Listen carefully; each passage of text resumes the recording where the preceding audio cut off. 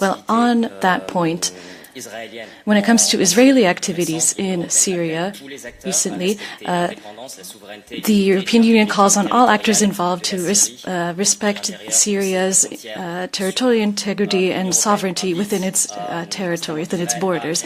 And we also invite Israel to respect its 1974 agreement to survey the Golan Heights area, as well as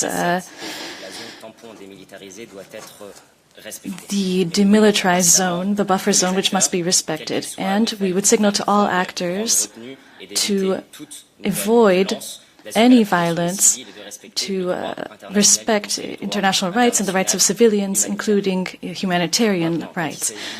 Now, when it comes to developments in Jaramara, as you said, well, the European Union is quite alarmed about the violence that happened in that area, as well as in other areas of Damas, which produced a high level of many deaths.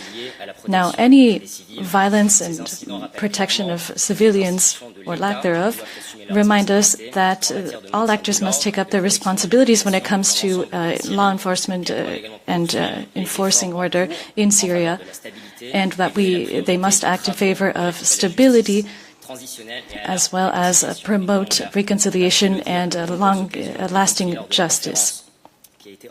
Now, there was a recent conference where the European Union affirmed that it is ready to support Syria in all of its efforts in this direction. To sanctions, the roadmap is still the same, and this is the one that was set up by the High Representative and had been validated by the ministers at the Foreign Affairs Council in January or February. I can't remember in what month it was exactly, but the direction of travel is the same.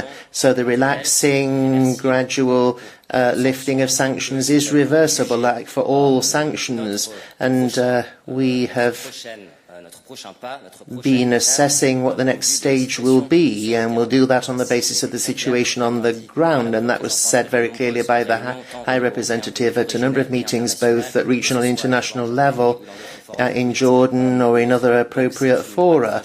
So this is an approach which is based on what's happening on the ground. It's progressive, gradual, flexible, and we will keep a close eye on everything that's happening in Syria so that we can act on the basis of what's happening on the ground. Anyone else for Anwar?